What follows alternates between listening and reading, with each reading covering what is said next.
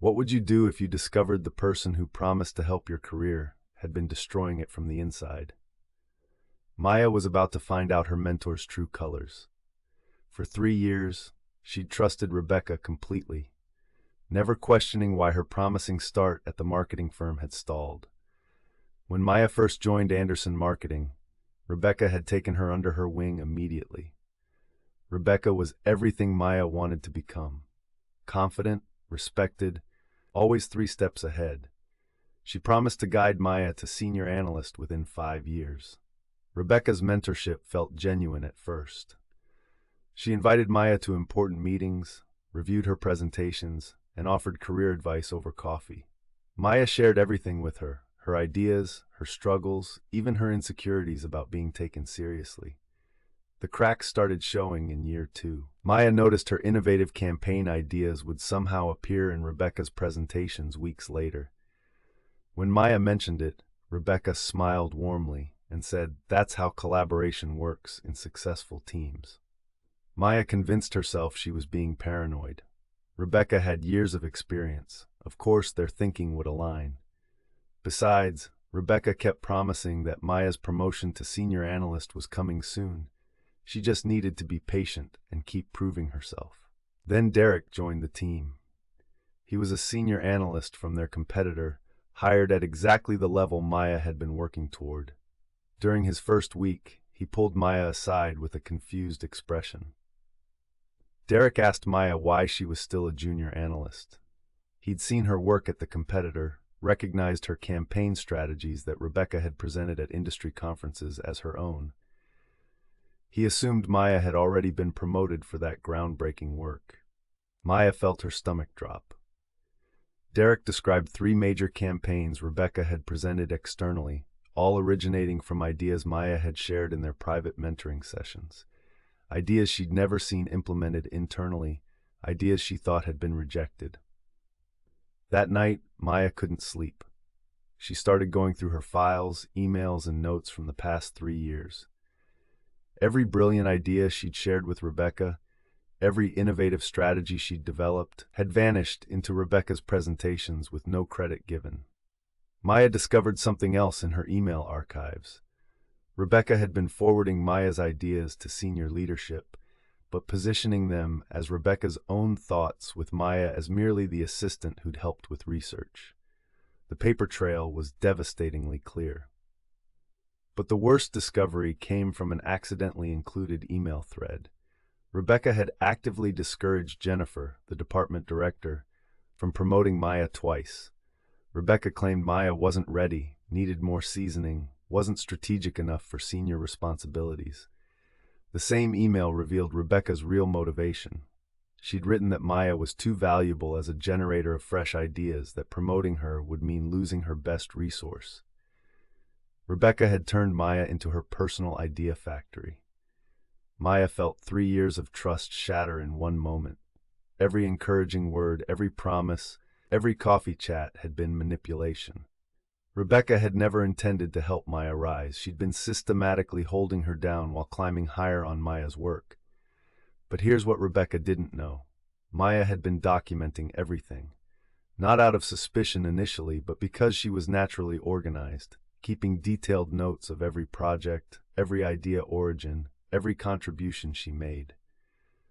Maya spent 2 weeks quietly preparing.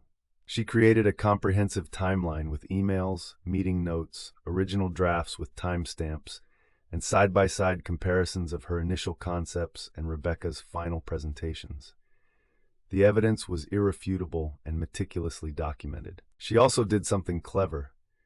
Maya reached out to Derek and 2 other former colleagues who'd left the company, asking if they'd noticed anything unusual about Rebecca's campaign strategies. All 3 confirmed they'd recognized Maya's distinctive approach in Rebecca's public presentations.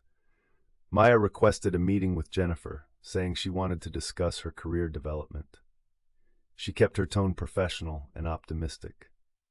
Rebecca, overhearing, actually encouraged her to go, probably thinking she'd already poisoned that well sufficiently. In Jennifer's office, Maya didn't lead with accusations. She simply presented her documentation as a portfolio of her work, explaining she wanted to understand what skills she still needed to develop for promotion since her trajectory had stalled. Jennifer began reviewing the materials with polite interest that quickly turned to focused attention. Maya watched Jennifer's expression change as she recognized campaign after campaign, saw the original timestamps, read the forwarded emails with their subtle repositioning of credit. Then Maya showed Jennifer the email thread where Rebecca had blocked her promotions. Jennifer's face went completely still. She asked Maya to leave everything with her and said nothing about this conversation to anyone. Her voice was ice-cold professional. For 3 days, Maya heard nothing. Rebecca continued treating her exactly as before, cheerfully asking about her weekend, offering unsolicited advice. Maya smiled and nodded, watching Rebecca with completely new eyes. On Thursday morning, Rebecca was called into an emergency meeting with Jennifer and 2 HR representatives. Maya wasn't invited, but she noticed Rebecca walk in confidently and emerged 2 hours later carrying a box of her desk belongings, her face blank with shock. The official email went out that afternoon. Rebecca had accepted a position elsewhere and was leaving effective immediately. The company thanked her for her service. It was the corporate equivalent of being erased, and everyone who understood office politics knew what it meant. Jennifer called Maya in the next morning. She apologized directly for not seeing what had been happening and for not properly reviewing Maya's contributions. Then she offered Maya the senior analyst position, with a salary adjustment that included back pay for the year she should have already been promoted. But Jennifer did something else too. She scheduled Maya to present her actual work at the next industry conference, putting Maya's name and face to the innovative strategies that had been circulating under Rebecca's credit. The professional community would finally know the truth. Derek took Maya out for celebratory drinks. He admitted he'd also spoken to Jennifer after their first conversation, providing an outside perspective on what he'd witnessed at the competitor. He'd seen Rebecca claim credit for Maya's work and knew it wasn't right. Word spread quickly through the industry.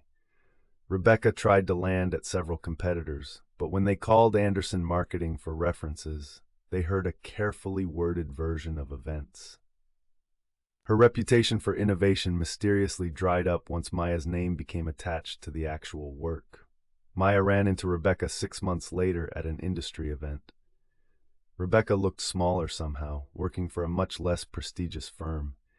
She tried to approach Maya, perhaps to apologize or explain, but Maya simply nodded politely and moved on. Some conversations aren't worth having.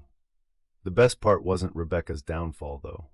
It was finally being recognized for her own work. Maya's presentations were getting noticed. She was building genuine mentoring relationships with newer analysts, and she was doing it all by actually helping them rise instead of climbing on their backs. A year later, Maya was promoted again to team lead. Jennifer asked her to help develop new mentorship guidelines for the department, ensuring what happened to Maya could never happen to another junior employee. Maya's betrayal had actually improved the entire company culture. Maya learned that the best revenge isn't destruction, it's success.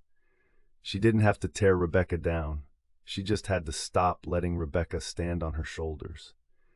The truth, properly documented and professionally presented, did all the work. Sometimes the people who promise to lift you up are actually pushing you down to elevate themselves. Maya's story reminds us to document our work, trust our instincts, and never let someone else's fear of your potential dim your light. Have you ever had a mentor who turned out to be holding you back?